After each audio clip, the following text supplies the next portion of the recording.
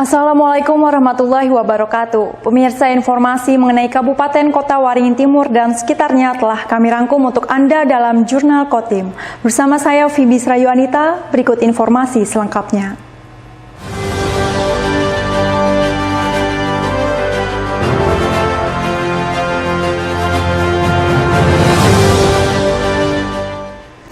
Tim Futsal Putri Kota Waringin Timur optimis menghadapi Pekan Olahraga Provinsi atau Porprov ke-12 Kalimantan Tengah. Latihan rutin terus dilakukan hampir setiap harinya agar nantinya tim futsal sebagai tuan rumah ini mampu meraih juara. Porprov ke-7 Kalimantan Tengah tahun 2023 semakin dekat. Berbagai persiapan terus dilakukan Kabupaten Kota Waringin Timur sebagai tuan rumah. Salah satunya tim futsal putri yang semakin intensif dalam melakukan latihan.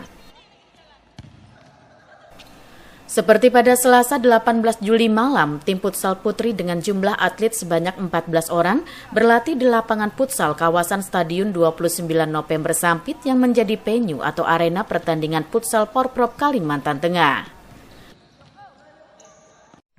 Tim futsal putri Kota Waringin Timur di bawah asuhan Indra Jaya telah melakukan latihan rutin selama 6 hari dalam seminggu sejak 6 bulan terakhir tanpa kendala berarti. Indra Jaya menyebut menjelang Porprov pola latihan cenderung difokuskan pada latihan fisik dan passing yang dinilai perlu untuk ditingkatkan oleh para atlet. Dengan latihan dan persiapan yang dianggap sudah semakin matang, Indra Jaya optimis tim futsal putri Kota Waringin Timur siap untuk menghadapi Porprov dan mampu meraih juara. Untuk persiapan kami sudah insya Allah matang, kami sudah per 6 bulan untuk latihan dan kami futsal putri kami insya Allah akan siap melaksanakan pertandingan nanti. Terkait ini untuk keseluruhan ini sudah nominal, mungkin saya rasa siap sudah. Saya rasa sudah maksimal karena kami latihan 5 bulan dengan fisik, mungkin dengan materi-materi yang lain. Nah, insya Allah kami siap aja untuk mengikuti pertandingan Porprov futsal putri 2020. Optimis ya, Bang? Optimis, kami yakin insya Allah kami tuan rumah. Mungkin kami di sini dikasih tanggung jawab, kami optimis untuk emas untuk futsal putri kami. Laga futsal putri pada Porprov Kalimantan Tengah akan dimulai secara perdana pada tanggal 24 Juli atau 2 hari sebelum acara seremoni pembukaan Porprov ke-7 Kalimantan Tengah pada tanggal 26 Juli malam di lapangan Stadion 29 November Sampit. Masud Badarudin, Hayat TV.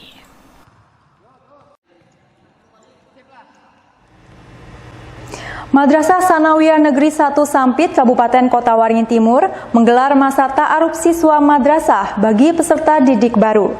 Tahun ini sekolah di bawah Kementerian Agama tersebut menerima sebanyak 256 siswa. Masa ta'aruf siswa madrasah atau Matsama MTS Negeri 1 Sampit berlangsung selama 3 hari hingga Selasa 18 Juli. Pembukaan masa ta'aruf ditandai dengan pelepasan balon udara oleh Kepala MTSN 1 Sampit bersama Kepala Kantor Kementerian Agama Kota Waringin Timur. Seperti halnya masa pengenalan lingkungan sekolah atau MPLS, masa ta'aruf madrasah juga sebagai kegiatan hari pertama masuk sekolah bagi peserta didik baru. Pada tahun ajaran 2023-2024 ini, MTS Negeri 1 Sampit menerima sebanyak 256 siswa yang terbagi menjadi 8 kelas atau ruang belajar. Kepala MTS Negeri 1 Sampit Rusidi menjelaskan, Matsama dilaksanakan agar para siswa baru bisa mengenal guru dan teman sebaya, termasuk mengenal karakter sekolah. Hal tersebut sebagai upaya agar siswa bisa mengenal lebih dekat lingkungan pendidikan di madrasah, agar mereka merasa bangga dengan sekolah yang dipilih dan bisa menjaga nama baik dan memberikan kontribusi positif bagi madrasah. Kami di Kementerian Agama di Sektor Pendidikan menggunakan istilah Matsama, masa ta'aruf siswa madrasah, hampir sama saja artinya dengan MPLS. pelaksanaan kegiatan dalam rangka memberikan pengetahuan kepada siswa bagaimana mengenal lingkungan sekolah, mengenal karakter sekolah, mengenal guru, mengenal teman sebayanya dalam rangka memberikan pemahaman terhadap situasi belajar yang baik. Setiap angkatan kami ini tiap jenjang kelas itu sebanyak 256 siswa. Dengan rasio jumlah setiap rombongan itu 32 sesuai dengan yang ditetapkan oleh Kementerian Pendidikan Nasional atau Kementerian Agama. Melalui masa ta'aruf ini juga digunakan untuk mengenalkan sejak dini beberapa prinsip yang menjadi pegangan tata kehidupan warga madrasah, agar tercipta iklim akademik yang kondusif dan syarat dengan nilai akhlakul karimah. Masud Badarudin, Hayat TV. Komisi Pemilihan Umum Kabupaten Kota Waringin Timur menilai jika kondisi geografis berpengaruh terhadap tingkat partisipasi pemilih, termasuk pada pemilu 2024 mendatang. Mengantisipasi hal tersebut, KPU telah menyiapkan berbagai strategi. Berdasarkan pemilu sebelumnya, tingkat partisipasi pemilih di Kabupaten Kota Waringin Timur mencapai 74%. Persentase itu lebih tinggi dari target secara nasional sebesar 70%. Meski mampu melampaui target nasional, namun berdasarkan evaluasi KPU Kota Waringin Timur, terdapat sejumlah wilayah yang tingkat partisipasi masyarakatnya masih rendah. Dari hasil analisa yang dilakukan, KPU Kota Waringin Timur telah memetakan wilayah-wilayah mana saja yang tingkat partisipasi masyarakat terhadap pesta demokrasi pemilu masih rendah. Ketua KPU Kota Waringin Timur Muhammad Rifki mengatakan, rendahnya tingkat partisipasi masyarakat terhadap pemilu salah satunya dipengaruhi oleh faktor geografis, terutama wilayah-wilayah pelosok dengan akses yang sulit dijangkau. Rifki mengaku pihaknya telah menyiapkan berbagai strategi, salah satunya dengan mendirikan tempat pemungutan suara atau TPS di lokasi yang aksesnya mudah dijangkau masyarakat setempat. Termasuk semakin menggencarkan sosialisasi ke wilayah-wilayah pelosok, terutama oleh Panitia Pemilihan Kecamatan atau PPK dan Panitia Pemungutan Suara atau PPS di wilayahnya masing-masing. Yang lebih banyak tingkat partisipasi rendah itu daerah daerah pelosok yang tingkat geografisnya memang memiliki kesulitan tersendiri. Jadi memang ada beberapa strategi yang diterapkan KPU, misalnya dalam dimulai dari pembentukan TPS bagaimana akses TPS itu mudahkan warga, tidak memisahkan dalam satu keluarga. Jadi ketika misalkan berangkat kan barengan, nah itu juga salah satu metode yang kita harapkan mendekatkan dan memudahkan pemilih ketika datang ke TPS. Jadi itu sedang kita petakan juga pada daerah-daerah yang rendah per TPS, kita survei TPS dan strategi sosialisasinya itu juga dari bawah, karena dari bawah ini juga PPS juga melakukan sosialisasi. PPS, PPK itu memiliki kewajiban, nah itu kita maksimalkan juga. Jadi misalkan turun ke forum-forum warga, kemudian juga kegiatan-kegiatan di lingkungan masyarakat itu juga kita minta PPK dan PPS juga turun mensosialisasikan. Rifki juga berharap adanya peran serta dan partisipasi aktif dari seluruh pihak untuk bersama-sama mensosialisasikan pemilu 2024 yang dilaksanakan pada tanggal 14 Februari mendatang. Dengan berbagai upaya yang telah dan akan dilakukan tersebut, diharapkan tingkat partisipasi pemilih pada pemilu 2024 di Kabupaten Kota Waringin Timur semakin tinggi. Masud Badarudin, Hayat TV.